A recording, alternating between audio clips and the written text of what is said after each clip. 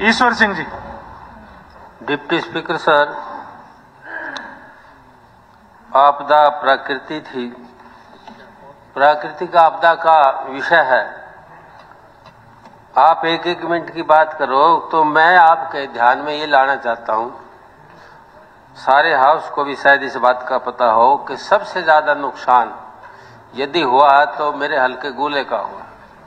70 गांव पानी की चपेट में आकर के 70 गांव, जिसके अंदर किश्तियां भी चली, जो हालात खराब हुए उसके कारण उसमें तो और उस 76 भैंसे मर गई, 2 डेथ हुई 2। मैं आपके जो है ना, इसलिए मुझे एक मिनट फालतू ही दे, ये कारण क्या बनते गए और इसको कैसे समाधान हो ये मैंने बताना पड़ेगा। प्रश्न नहीं है ये, प्रश्न तो मेरा यही है कि क्या क्या इसका समाधान करोगे। तो प्रश्न ही पूछना है तो अब प्रश्न आप उनको तो 2-2 घंटे दे रहे हो, अब मेरे लिए पहला बोलना भी नहीं शुरू करा, अब उसके अंदर जो है ना प्रश्न पूछना। मैं ये कह रहा हूँ सबसे ज्यादा लॉस, सबसे ज्यादा नुकसान तबाही हमारे वहां हुई है, तो जिसको पीड़ा ज्यादा है वो ज्यादा दर्द हाय करेगा। ये वैसे ये तो रट ला दी ना एक प्रश्न पूछना। मैं ये कहना चाहता हूँ आपसे, कोई विषय फालतू नहीं जाऊंगा, विषय के ऊपर ही बात करूंगा। एक बात बताइए आप कि हल्का के जो सामान्य हालत हमारे जो है ना, हालात जो नहीं रहे थे, जनजीवन अस्त व्यस्त हो गया, फसल थी, मकान थे, पशुधन था, जान माल का व्यापक तौर पर नुकसान हुआ है, जिसकी तुरंत क्षतिपूर्ति साथ साथ बाढ़ के कारण ये दुरुस्तीकरण सरकार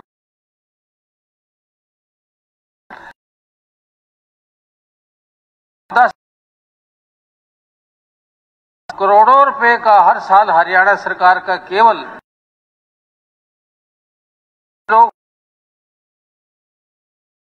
खर्च होता है हर साल।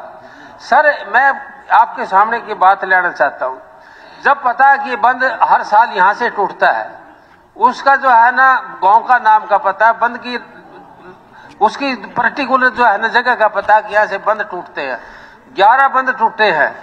मेरी ये जो है ना प्रश्न है कि क्या सरकार उसको क्या करते हैं, मिट्टी के अंदर, कट्टे के अंदर मिट्टी डाली और जो बंद के ऊपर घेर दी, टेम्परेरी जो उसका इलाज हो गया, वो बंद हो गया, पानी फिर आएगा, फिर उसके बाद क्या होगा, पानी का बहाव इतना तेज है उन कट्टों को और मिट्टी को बहा देता है। वहां पत्थर जो है लगा करके जितने भी बंद हैं पत्थर के साथ जो है ना पक्के करे जाएं, कच्चे जो है ना हर साल टूटते हैं, ये प्रथा चली आ रही है वहां। एक तो मेरा प्रश्न ये था, और दूसरा ये है कि गग्गर जो है ना है क्या, हमारे यहाँ से जन्म होता है इसका, यहीं से शुरुआत होती है, हमारे यहाँ से होती हुई फिर ये कारण क्या है, पंजाब की मार की वजह से हमारे यहाँ से शुरुआत हुई।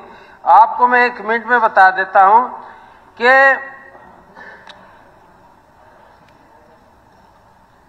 ये जो है ना गग्गर, इसका कोई समाधान तो नहीं हो पाया अभी तक, जितने भी जो है ना टाइम आया, सरकार आई, कोई समाधान नहीं हो पाया पक्का। इस वर्ष गग्गर की बाढ़ से तबाही मचाने, जान माल का नुकसान हुआ, अनेकों घर पानी में चपेट में आ गए।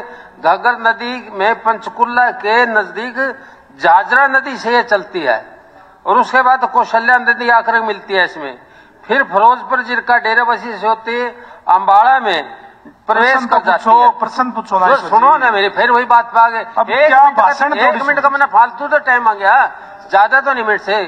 फिर उसके बाद मैं बताता हूँ क्या कारण बना। ये इसके बाद पटियाला से की तरफ से हल्का सिहाड़ी में आती है, वहां ट्रेन भी मिलती है, वहां जो है मारकंडा मिलता है, वहां ये जो नदियां हैं बॉर्डर की जितनी सारी वहां इकट्ठी हो जाती है। या तो फिर वहां क्या सरकार, जब ये पता है कि सारी जो आपदा आकर के वहां इकट्ठी हो जाती है और वह एक झील का रूप धारण कर लेती है, जब उफान ज्यादा आता है तो गग्गर फट जाता है, तो वो जो वहां समाधान का तो यही तरीका है कि सरकार वहां या तो बहुत बड़ा झील बनाए ताकि पानी इकट्ठा हो, या ये फिर उस झील को, उस गग्गर को जो है ना जितनी डबल है उसको खाई करके, खुदाई करके उसको डबल जो है गहराई में ले आए।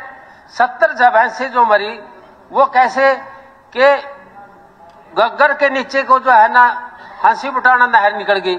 हंसी बुटाना नहर में जितना साइफन था वो कंजस्टेड है। धन्यवाद। सुनो, एक सेकंड लेता अब हूँ, क्या सुनो एक बस सेकंड आप? लेता हूँ। वो जगदीश नायर जी, मैं अब पूछो तो सही, क्या पूछोगे आप? पूछ लो, झील बनाओगे एक नहीं आती, पूछ लो मैं आप। ये कहता हूँ उसको, मैं प्रश्न पूछ रहा हूँ। हाँ। प्रश्न ये पूछता हूँ कि जो साइफन है जो वो कंजस्टेड है, वो पानी का रोक देता है, पीछे से बहाव ज्यादा तेज हो जाता है, गगर फट जाती है। उससे पहले जो है इतना नुकसान नहीं होया था जितना साइफन बढ़ने के बाद होया। साइफन को या तो उसको तोड़ा जाए, दोबारा बनाया जाए, या फिर उसके जो बीम जो पिलर हैं तीन उसमें से निकाल दिया जाए। जिस भी आर्किटेक्ट ने वो तैयार किया, इंजीनियर ने बनाया, वहीं से शुरुआत हुई है इसकी। वो करने के लिए सरकार तैयार भी है, इनके नोट से मिले। जगदीश नायर जी है क्या? नहीं।